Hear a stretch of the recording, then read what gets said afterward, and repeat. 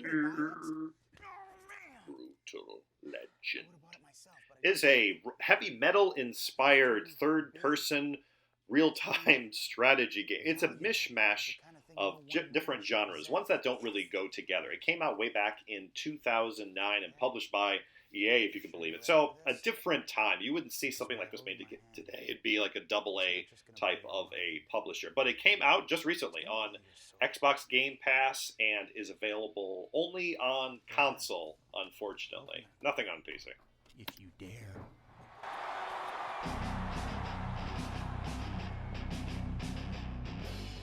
You play as roadie Eddie Riggs, voiced by Jack Black, that is roadieing this modern heavy metal band, released in 2009, that just doesn't get it. And the pop music has taken over, and they're catering towards that crowd. But shortly after the show starts, part of the set falls on Eddie Riggs, and he's transported to the heavy metal world. And that's the real start of the story.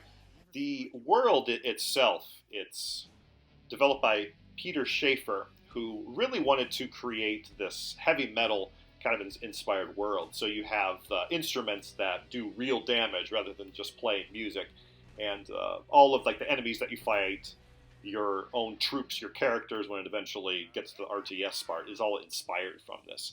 The story, though, drip feeds you the mechanics slowly. You're starting off with the third-person aspects of the game, where you just have an axe, you're pressing A, and then you add a guitar. That is your kind of your ranged attack, and then later on there are some combos that go on. This kind of cartoony style, even though it is mature, you can put on the blood and the swearing a little bit. They're kind of often juxtaposed against each other a little bit, but it works fine. I think for the like the type of a game it is, it's not just like heavy, bloody.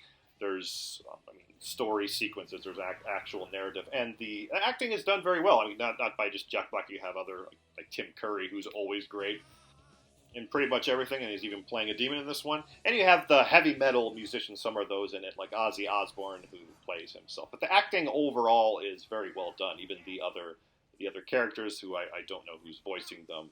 It is done well. No one overdoes it like Jack Black doesn't. Is not extreme or manic. He does a good job.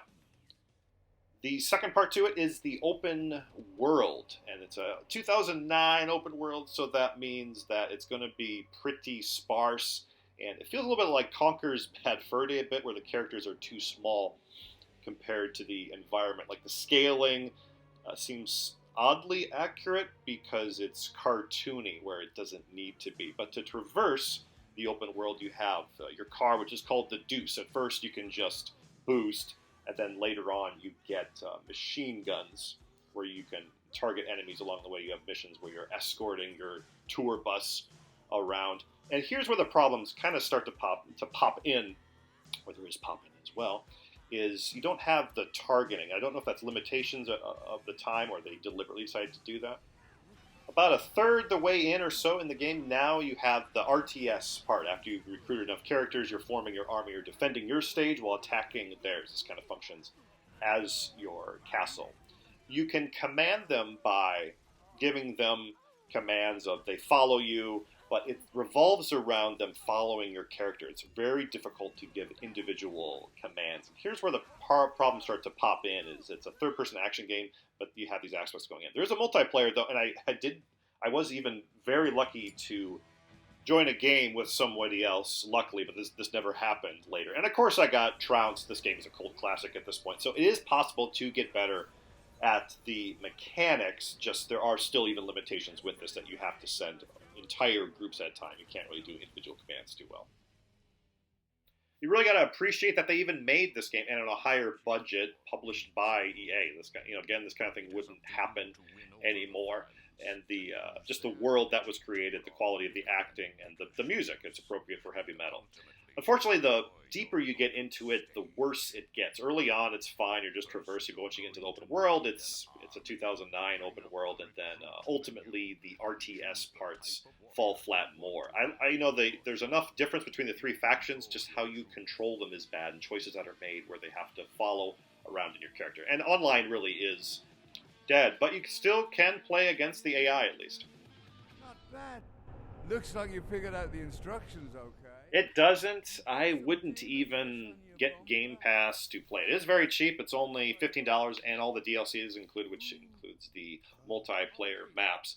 You just get sick of it though after a while. Like it's more your interest, I think, in the genre and just seeing what they do with the troops. But it becomes more of a pain, and you realize that once you get to the RTS aspects, it's okay, this group is together, even though it's a mix of different types of troops that I want to use for this and that. And you just have your castle that you're defending, and then you're just capturing the relics that are around the map.